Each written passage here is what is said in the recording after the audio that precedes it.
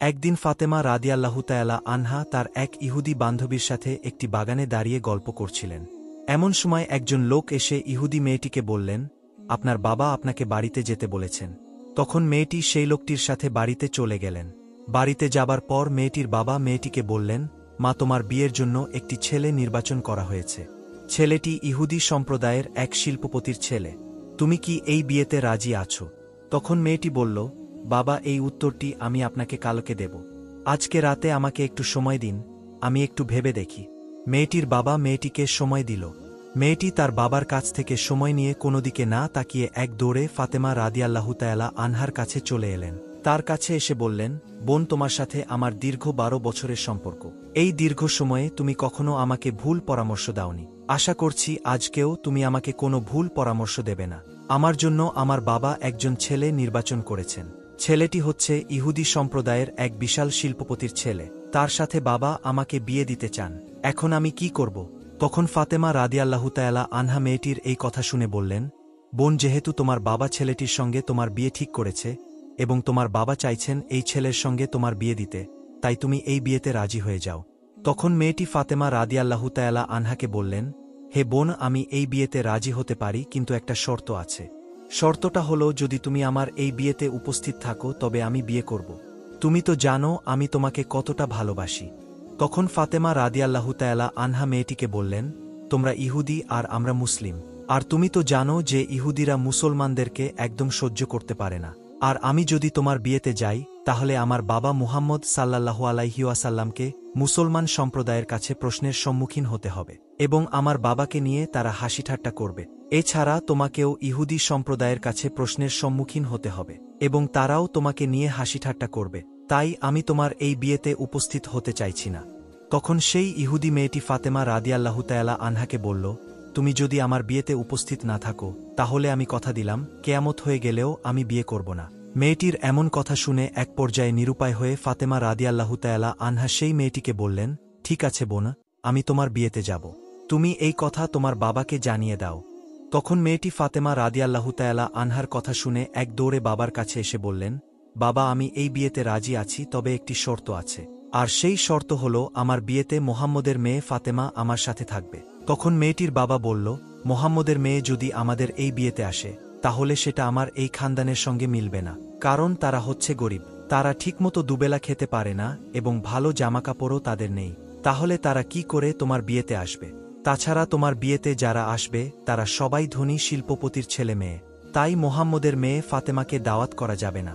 তখন মেয়েটি তার বাবাকে বলল, বাবা, এটাই আমার ফাইনাল সিদ্ধান্ত। ফাতেমাকে যদি আমার এই বিয়েতে আসতে বাধা দাও তাহলে আমি জীবনেও এই বিয়ে করব না। এক পর্যায়ে নিরুপায় হয়ে তার বাবা রাজি হল এবং মেয়েকে বলল, আমি তোমাকে অনুমতি দিতে পারি, তবে একটা শর্ত আছে। শর্তটা হলো, যদি মুহাম্মদের মেয়ে ফাতেমা আমার বাড়িতে আসতে চায় তাহলে তাকে অবশ্যই সুন্দর এবং নতুন জামাকাপড় পরে আসতে হবে। যদি পুরাতন জামাকাপড় পরে চলে আসে তাহলে আমার বাড়িতে ঢুকতে পারবে না। বাবার এই কথা শুনে মেয়েটি আবার দৌড়ে ফাতেমা রাদিয়াল্লাহু তাআলা আনহার কাছে গিয়ে বলল, হে বোন, তুমি আমার বিয়েতে আসো, এটা আমার বাবা চান না।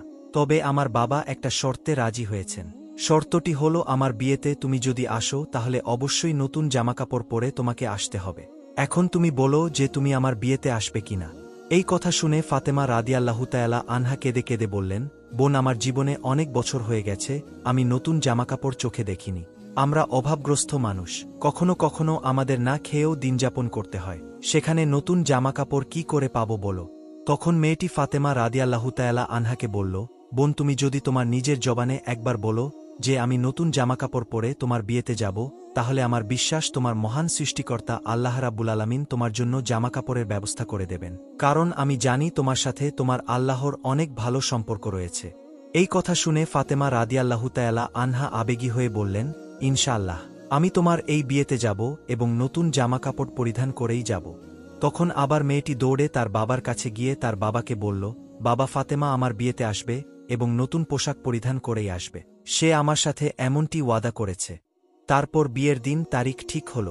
এদিকে ফাতেমা রাদিয়াল্লাহু তাআলা আনহা চিন্তা করতে লাগলেন, বিয়ের দিন তো ঘনিয়ে আসছে, আর আমি ওয়াদা করেছি বিয়ের দিন সেই বাড়িতে আমি নতুন জামাকাপড় পরিধান করে যাব, কিন্তু আমার কাছে তো নতুন জামা নেই।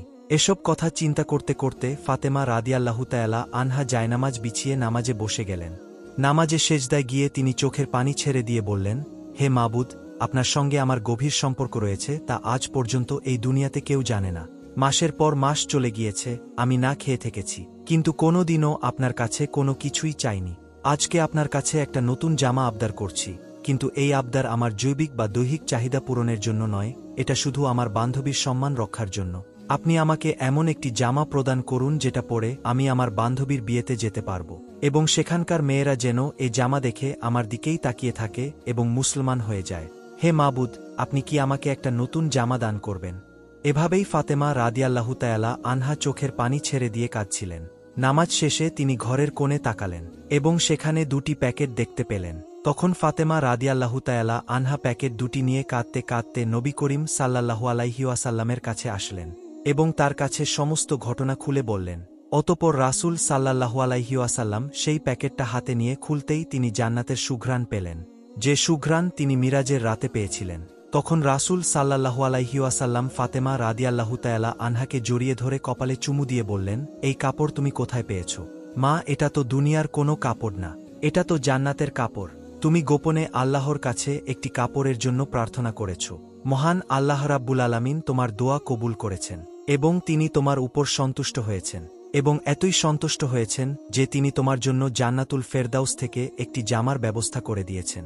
তারপর রাসূল সাল্লাল্লাহু আলাইহি ওয়াসাল্লাম বললেন, ফাতেমা, তুমি এই জামা পরে তোমার ইহুদি বান্ধবীর বিয়েতে যেতে পারো, তবে অবশ্যই তোমাকে পরিপূর্ণ পর্দার সাথে যেতে হবে। জবাবে ফাতেমা রাদিয়াল্লাহু তাআলা আনহা বললেন, আব্বাজান, আমি নিশ্চয়ই পর্দার সহিত আমার বান্ধবীর বিয়েতে যাব। অতঃপর যখন ফাতেমা রাদিয়াল্লাহু তাআলা আনহা সেই জান্নাতের পোশাকটি গায়ে পরিধান করলেন, তখন তার সৌন্দর্য আরও বেড়ে গেল। তারপর সেই জামা পরে ফাতেমা রাদিয়াল্লাহু তাআলা আনহা যখন বিয়ে বাড়িতে প্রবেশ করলেন, তখন যেন পুরো বিয়ে বাড়ি আলোকিত হয়ে উঠল। তাকে দেখে সেখানে উপস্থিত মহিলারা নববধূর দিক থেকে মুখ ফিরিয়ে ফাতেমা রাদিয়াল্লাহু তাআলা আনহার দিকে অবাক দৃষ্টিতে তাকিয়ে রইলেন। সবাই বলতে লাগল যে, ফাতেমা, তুমি তো খুব গরিব, তাহলে তুমি এত দামি সুন্দর পোশাক কোথায় পেলে? আমরা তো জীবনেও এমন সুন্দর জামা চোখে দেখিনি। তখন ফাতেমা রাদিয়াল্লাহু তাআলা আনহা বললেন, আমি এটা বাজার থেকে কিনে এনেছি। তখন মহিলারা বলল, এটা কোন বাজারের দোকান থেকে কিনেছ? ফাতেমা রাদিয়াল্লাহু তাআলা আনহা তখন বললেন, আমি যে বাজার থেকে এটা কিনেছি তোমরা সে বাজার চিনবে না, এবং সেই দোকানও তোমরা চিনবে না, এমনকি যে রাস্তা দিয়ে আমি সেই বাজারে গিয়েছি সে রাস্তাও তোমরা চিনবে না। তখন সেই মহিলারা বলল, হে ফাতেমা, তোমার শুধু সেই ঠিকানা বলতে দেরি, কিন্তু আমাদের চিনতে দেরি হবে না, আমরা চিনব, তুমি শুধু একবার ঠিকানা বলে দাও। তখন ফাতেমা রাদিয়াল্লাহু তাআলা আনহা তাদেরকে বললেন, হে বোনেরা, আমি যে বাজার এবং যে দোকান থেকে এই কাপড়টি কিনেছি সেই বাজারে কোনো সাধারণ রাস্তা দিয়ে যাওয়া যায় না। ওই দোকান এবং ওই বাজারে যেতে হলে ভিআইপি একটি রাস্তা দিয়ে যেতে হয়, এবং সে রাস্তার নাম হল সিরাতুল মুস্তাকিম, যে রাস্তার জন্য আমার বাবা সবসময় দিনের দাওয়াত দিয়ে থাকেন, যে রাস্তার জন্য আমার বাবা তায়েফে বারবার রক্তাক্ত হয়েছেন, যে রাস্তার জন্য আমার বাবা উম্মতি উম্মতি বলে সর্বদা কাঁদতে থাকেন, সে রাস্তার নাম হচ্ছে সিরাতুল মুস্তাকিম। তোমরা যদি সে রাস্তা দিয়ে চলতে থাকো তাহলে কিছুটা সামনে একটি বাজার পাবে, সে বাজারের নাম হল জান্নাত। জান্নাত নামক ওই বাজারের মধ্যে যদি তুমি প্রবেশ করতে পারো তাহলে সেই দোকানটি পেয়ে যাবে যে দোকানের মালিক আমাকে এই ড্রেসটি উপহার দিয়েছেন, সে দোকানটির নাম হচ্ছে জান্নাতুল ফেরদাউস। তখন মহিলারা ফাতেমা রাদিয়াল্লাহু তাআলা আনহার কথা শুনে বললেন, ফাতেমা, আমরা সে রাস্তায় যাব, তুমি আমাদেরকে শুধু বলে দাও যে কি করে যেতে হবে। তখন ফাতেমা রাদিয়াল্লাহু তাআলা আনহা বললেন, সেই রাস্তা দিয়ে যদি বাজারে যেতে হয় তাহলে তোমাদেরকে আমার সাথে সাথে একটি বাক্য উচ্চারণ করতে হবে। তখন সেই নারীরা বলল, আমরা উচ্চারণ করব, তুমি বলো। তখন ফাতেমা রাদিয়াল্লাহু তাআলা আনহা উচ্চারণ করে বললেন, বলো, লা ইলাহা ইল্লাল্লাহু মুহাম্মাদুর রাসূলুল্লাহ সাল্লাল্লাহু আলাইহি ওয়াসাল্লাম। তখন সেখানে উপস্থিত ৩৭০ জন মহিলা সবাইকে অবাক করে দিয়ে মুসলিম ধর্ম গ্রহণ করলেন। আল্লাহ তাআলা বলেন, হে আমার বান্দাগণ, যদি তোমরা আমাকে মনে প্রাণে বিশ্বাস করো তাহলে দুনিয়ার জমিনে তোমাদের চাইতে দেরি হবে, কিন্তু পেতে দেরি হবে না। হে রাব্বুল আলামিন, আমাদেরকে আল্লাহর উপর তাওয়াক্কুল করা এবং বেশি বেশি আমল করার তৌফিক দান করুন, আমিন। একদিন ফাতেমা রাদিয়াল্লাহু তাআলা আনহা জায়নামাজে বসে কাঁদছিলেন, তার দু চোখের পানিতে বুক ভেসে যাচ্ছিল। এমন সময় রাসূল সাল্লাল্লাহু আলাইহি ওয়াসাল্লাম তার বাড়িতে আগমন করলেন এবং ফাতেমার ঘরে প্রবেশ করে দেখতে পেলেন জায়নামাজে বসে ফাতেমা রাদিয়াল্লাহু তাআলা আনহা অঝরে কাঁদছেন। তখন বিশ্ব নবী সাল্লাল্লাহু আলাইহি ওয়াসাল্লাম ফাতেমা রাদিয়াল্লাহু তাআলা আনহাকে উদ্দেশ্য করে বললেন, হে আমার কলিজার টুকরো ফাতেমা, তুমি তোমার জায়নামাজের কোণাটা একটু উল্টে দেখো। তখন ফাতেমা রাদিয়াল্লাহু তাআলা আনহা জায়নামাজের কোণা উল্টে চমকে উঠলেন। তিনি বললেন, এ কি আব্বাজান, এ যে গলিত স্বর্ণের স্রোত বয়ে যাচ্ছে। তখন রাসূল সাল্লাল্লাহু আলাইহি ওয়াসাল্লাম বললেন, মা, তুমি চাইলে তোমার প্রয়োজন মতো স্বর্ণ উঠিয়ে রাখতে পারো, যার দ্বারা তুমি তোমার সংসার পরিচালনা করা এবং দুনিয়ার জাঁকজমকপূর্ণ আরাম আয়েশসহ যা ইচ্ছা তাই করতে পারবে। দুনিয়ার সুখ শান্তি ক্ষণস্থায়ী, পরকালের সুখ শান্তি চিরস্থায়ী। এখন তুমি ভেবে দেখো মা, দুনিয়ার সুখ শান্তি চাও নাকি আখিরাতের সুখ শান্তি চাও? রাসূল সাল্লাল্লাহু আলাইহি ওয়াসাল্লামের মুখে এমন কথা শুনে ফাতেমা রাদিয়াল্লাহু তাআলা আনহা জায়নামাজের কোণা ছেড়ে দিয়ে নবীজিকে বললেন, আব্বাজান, আমার দুনিয়ার সুখ শান্তির কোনো প্রয়োজন নেই, আমি আখিরাতের সুখ শান্তির পিছনে দৌড়াতে চাই। একদিন উম্মে আইমান নামক একজন মহিলা কোনো এক কাজের জন্য ফাতেমা রাদিয়াল্লাহু তাআলা আনহার বাড়িতে আসেন। উম্মে আইমান ফাতেমা রাদিয়াল্লাহু তাআলা আনহার দরজার কাছে এসে ফাতেমা রাদিয়াল্লাহু তাআলাকে ডাকতে লাগলেন। তিনি বেশ কয়েকবার ডাকার পরেও ভিতর থেকে কোনো সাড়া শব্দ এল না। কিন্তু ফাতেমা রাদিয়াল্লাহু তাআলা আনহার ঘরের ভেতর থেকে জাতা ঘোরানোর শব্দ ভেসে আসছিল। তখন উম্মে আইমান ফাতেমা রাদিয়াল্লাহু তাআলা আনহার ঘরের জানালা দিয়ে ভিতরে তাকাতেই দেখলেন ফাতেমা রাদিয়াল্লাহু তাআলা আনহা ঘুমোচ্ছেন, কিন্তু তার ঘরের ভিতরে রুটির জাতাটা নিজে নিজেই ঘুরছে এবং একজন মহিলা কোনায় বসে তসবিহ পাঠ করছে। আরেকজন মহিলা হোসাইন রাদিয়াল্লাহু তাআলা আনহুকে দোলনার মধ্যে ঘুম পাড়াচ্ছেন। উম্মে আইমান এই দৃশ্য দেখার পর হতবাক হয়ে গেলেন।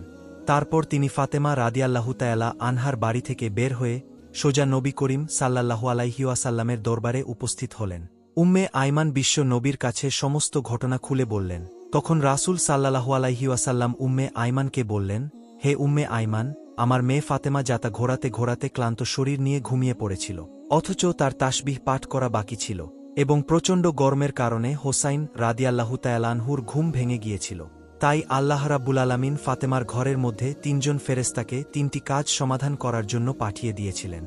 একজন ফেরেশতা অদৃশ্যভাবে জাতাকলে জব ভাঙছিল, আরেকজন ফেরেশতা ফাতেমার বাকি থাকা তাসবিহগুলো পাঠ করছিল, অন্য আরেকজন ফেরেশতা হোসাইন রাদিয়াল্লাহু তাআলা আনহুকে দোলনার মধ্যে ঘুম পাড়াচ্ছিল। হে উম্মে আইমান, তুমি যা দেখেছ সবই সত্য দেখেছ, তবে তুমি যে ৩ জনকে দেখেছ তারা কোনো সাধারণ মহিলা ছিল না, বরং তারা আল্লাহ রাব্বুল আলামিনের পক্ষ থেকে পাঠানো ফেরেশতা। নবী করিম সাল্লাল্লাহু আলাইহি ওয়াসাল্লামের মুখে এসব কথা শুনে উপস্থিত সাহাবীরা এবং উম্মে আইমান হতভম্ব হয়ে গেলেন। তারা ফাতেমা রাদিয়াল্লাহু তাআলা আনহার জন্য দোয়া করতে লাগলেন এবং উম্মে আইমান আল্লাহু আকবর বলে নবী করিম সাল্লাল্লাহু আলাইহি ওয়াসাল্লামের দরবার থেকে বিদায় নিলেন। একদিন ফাতেমা রাদিয়াল্লাহু তাআলা আনহা এমনই দুর্বল হয়ে পড়লেন যে তিনি বিছানা থেকে উঠতে পারছিলেন না। এই ঘটনা শুনে রাসূল সাল্লাল্লাহু আলাইহি ওয়াসাল্লাম ফাতেমা রাদিয়াল্লাহু তাআলা আনহাকে দেখার জন্য তার বাড়িতে আসলেন। নবী করিম সাল্লাল্লাহু আলাইহি ওয়াসাল্লাম ফাতেমার দরজায় উপস্থিত হয়ে তাকে ডাকতে লাগলেন, কিন্তু ভেতর থেকে কোনো আওয়াজ এল না। বিশ্ব নবী তখন আবারও ডাকলেন, কিন্তু তবুও ভিতর থেকে কোনো আওয়াজ আসল না। তিনি ফাতেমাকে উদ্দেশ্য করে আবারও ডাকলেন। তখন ভিতর থেকে ফাতেমা রাদিয়াল্লাহু তাআলা আনহা জবাব দিলেন এবং বললেন, আব্বাজান, আমি কেমন করে দরজা খুলব? আমার গায়ে ছোট্ট একটি চাদর, পায়ের দিকে ঘোরালে মাথার দিক খালি হয়ে যায়, মাথার দিকে ঘোরালে পায়ের দিক খালি হয়ে যায়। তখন বিশ্ব নবী তার মাথার রুমালটা নিয়ে দরজার ফাঁক দিয়ে ভিতরে দিয়ে ফাতেমাকে বললেন, মা, আমার রুমালটা মাথার দিকে দিয়ে দাও। তখন ফাতেমা রাদিয়াল্লাহু তাআলা আনহা রুমালটা মাথার দিকে দিয়ে দরজা খুলে দিলেন। তখন রাসূল সাল্লাল্লাহু আলাইহি ওয়াসাল্লাম ঘরের ভিতরে প্রবেশ করে দেখতে পেলেন ফাতেমা রাদিয়াল্লাহু তাআলা আনহার চোখ মুখ মলিন হয়ে আছে। তখন নবীজি ফাতেমাকে বললেন, মা, তোমার কি অসুখ হয়েছে? ফাতেমা রাদিয়াল্লাহু তাআলা আনহা তখন নবীজিকে বললেন, আব্বাজান, কয়েকদিন যাবৎ উপোস থাকতে থাকতে ক্ষুধার জ্বালায় ও মাথা ব্যথায় দুর্বল হয়ে গিয়েছি। এটা শুনে রাসূল সাল্লাল্লাহু আলাইহি ওয়াসাল্লাম ফাতেমা রাদিয়াল্লাহু তাআলা আনহাকে বললেন, আমিও আজ ৩ দিন যাবৎ উপবাসী, অথচ আমি আল্লাহর কাছে তোমার চাইতেও অধিক প্রিয় ব্যক্তি। আমি চাইলে তিনি দুনিয়ার সবচেয়ে ভালো খাবার আমাকে খাওয়াতেন, কিন্তু আমি দুনিয়ার উপর আখেরাতকে প্রাধান্য দিয়েছি। তখন রাসূল সাল্লাল্লাহু আলাইহি ওয়াসাল্লাম ফাতেমা রাদিয়াল্লাহু তাআলা আনহাকে বললেন, হে আমার প্রিয় ফাতেমা, ধৈর্য ধরো, নিশ্চয়ই সুসংবাদ রয়েছে। আল্লাহর শপথ করে বলছি, বেহেশতে তুমি হবে রমণীকুলের সবার সর্দারনী, বেহেশতের চাবি থাকবে তোমার হাতে। এই কথা শুনে ফাতেমা রাদিয়াল্লাহু তাআলা আনহা চমকে উঠলেন। তিনি বললেন, আব্বাজান, তাহলে বিবি মরিয়ম এবং বিবি আছিয়ার কি হবে? তখন নবীজি বললেন, মা, বিবি মরিয়ম এবং বিবি আছিয়া তাদের সময়কার সকল মহিলাদের সর্দারনী হবে, আর এখন থেকে নিয়ে কিয়ামত পর্যন্ত যত মহিলা আছেন তাদের সকলের সর্দারনী হিসেবে তুমি বেহেশতে থাকবে।